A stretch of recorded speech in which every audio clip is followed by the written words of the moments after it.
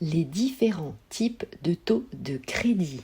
Bonjour à toutes, bonjour à tous, ici Sophie Vergès. Je vous souhaite la bienvenue sur ce nouvel épisode de podcast où nous allons évoquer le vocabulaire, parce que souvent, évidemment, il y a des notions à connaître et notamment ici spécifiquement pour les différents types de taux de crédit.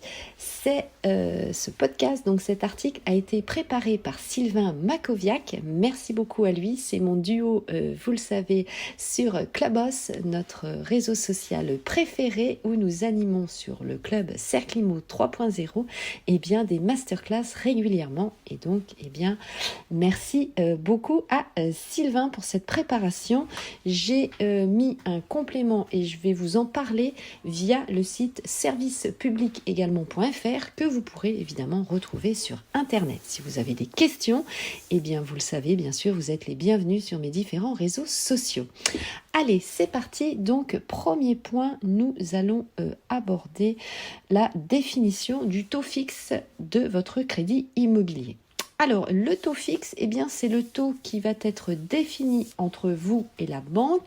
C'est évidemment négociable, vous le savez, et ça va s'appliquer sur toute la durée du prêt, comme son nom l'indique. Vous l'avez compris, il est fixe. Ça va permettre de connaître dès le départ, bien sûr, le montant de vos mensualités, le coût de votre crédit et aussi de calculer votre budget, puisqu'à partir du moment donné où vous allez connaître votre mensualité, vous serez plus à l'aise évidemment dans l'élaboration de votre budget.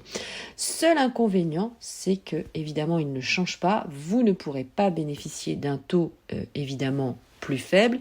Alors aujourd'hui, vous le savez, dans la conjoncture actuelle, nous sommes, je vais y arriver, plutôt dans une remontée des taux que des baisses, mais c'est l'avantage, qui est aussi d'ailleurs un inconvénient, parce que c'est pareil, si le taux est fixe, si vous avez bénéficié d'un taux assez bas, évidemment, quand les taux remontent, vous n'avez pas besoin de renégocier votre crédit, ce qui n'est pas toujours d'ailleurs réalisable, et surtout, vous avez des frais bancaires aussi à payer en cas de renégociation du crédit. Donc, le taux fixe, c'est plutôt un bon conseil aujourd'hui et évidemment, c'est mieux pour vous dans la plupart des cas. Donc, n'hésitez pas à bien sûr passer par un professionnel du prêt en courtage immobilier ou évidemment votre banque, votre banquier est un excellent professionnel à vos côtés. Évidemment, vous le savez.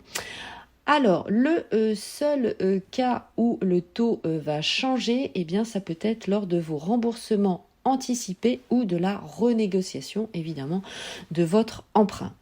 Alors, deuxième point, on va voir maintenant justement, alors ça se faisait beaucoup à une époque, c'est ce qu'on appelait le taux variable ou le taux révisable. C'est en effet un taux qui va évoluer par contre tout au long de votre crédit en fonction d'un indice de référence et en général ça s'appelle l'Euribor.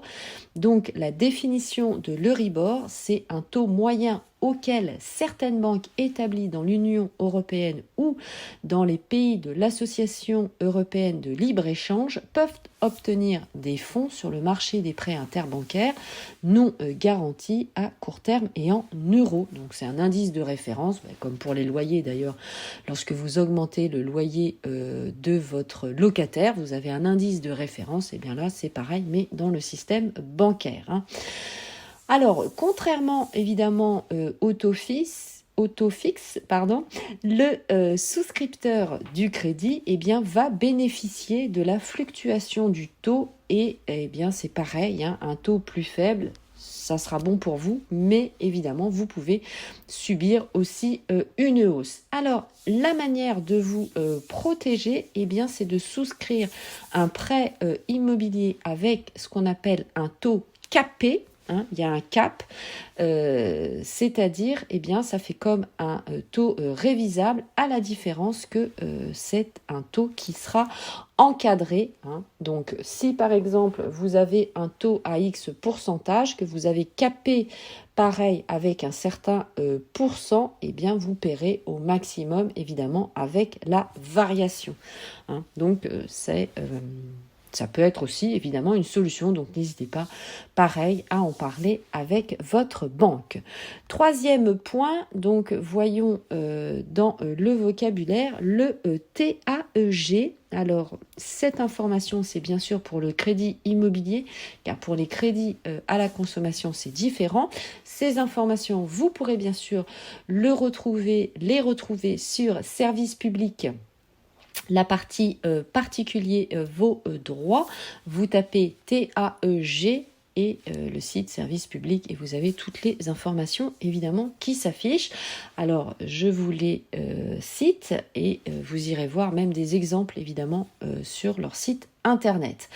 Alors le TAEG, donc le taux annuel effectif global, était appelé le TEG, le taux effectif global, jusqu'en 2016. Donc ça a changé de terminologie et donc c'est ce taux qui va prendre en compte la totalité des frais occasionnés par votre crédit, à savoir les intérêts bancaires, les frais de dossier que vous allez payer à la banque, les frais payés ou dus à des intermédiaires intervenus dans l'octroi du crédit, notamment votre courtier en prêt immobilier, le coût de l'assurance emprunteur, les frais de garantie, c'est-à-dire l'hypothèque ou le cautionnement, les frais d'évaluation du bien immobilier payés à un agent immobilier et tous les autres frais donc qui vous sont imposés pour l'obtention de ce crédit, les frais de tenue de compte en cas d'obligation d'ouverture de compte dans la banque évidemment qui octroie le crédit puisque la plupart du temps évidemment c'est imposé par la banque évidemment. Alors, à savoir, eh bien, pour un prêt qui est financé pour l'acquisition de votre achat immobilier en VFA, c'est-à-dire en vente en état futur d'achèvement, les intérêts intercalaires ne sont pas pris en compte dans le calcul de ce TAEG. Le TAEG est exprimé en pourcentage annuel de la somme. Il vous permet évidemment de comparer plusieurs offres en fonction évidemment de leur coût total. Donc je vous laisse évidemment aller regarder les exemples sur le site internet du gouvernement, je le répète, servicepublic.fr. Les établissements de crédit, donc sachez que les banques ont l'obligation d'indiquer ce taux dans leur publicité, les offres préalables de crédit et dans les contrats de prêt. Et en l'absence évidemment de cette mention, le juge peut annuler totalement ou partiellement les intérêts. Donc c'est très important évidemment d'avoir ce taux, mais le taux est généralement évidemment indiqué. Ce taux ne peut pas être supérieur au taux d'usure applicable, c'est-à-dire le taux maximal légal applicable en France. Il existe bien sûr différents taux de l'usure selon votre situation, donc la somme empruntée, la durée et le type de prêt, si c'est immobilier ou à la consommation, comme je vous le disais tout au début. Alors, vous avez des textes de loi et de référence, c'est le code de la consommation L314-1 à L314-5. Vous avez d'autres articles, les articles R314-1 à R314-14 et le décret notamment du 10 juin 2002 relatif au calcul justement du taux effectif global applicable au crédit de la consommation si vous êtes dans ce cas évidemment. Donc je rappelle le site, c'est le site servicepublic.fr du gouvernement. Alors ensuite, venons-en à la définition du taux d'usure. Alors le taux d'usure est là pour vous protéger. En effet, l'État fixe un taux maximal légal en fonction du type de crédit que peut vous proposer évidemment un établissement bancaire et c'est ce que l'on appelle le taux d'usure. Ils sont définis chaque trimestre et sont publiés également. Alors, cinquième définition, on va voir le taux nominal. Alors, le taux nominal, c'est quoi? Eh bien, c'est un taux qui ne tient pas compte justement des frais annexes, frais de dossier, d'assurance et de garantie, comme nous avons vu précédemment. Il faut être évidemment très vigilant sur le coût de vos frais et ne pas se baser uniquement sur le taux nominal affiché par les organismes financiers. Alors, avant de terminer ce podcast, eh bien, vous le savez, j'attends bien sûr vos commentaires, vos réactions, vos réflexions sur mes différents réseaux sociaux, que ce soit Instagram, TikTok, YouTube, Facebook, Twitter et Clubhouse, évidemment. Ensuite, dernière définition, le taux réel, eh bien le taux d'intérêt réel est le taux nominal après déduction du taux d'inflation.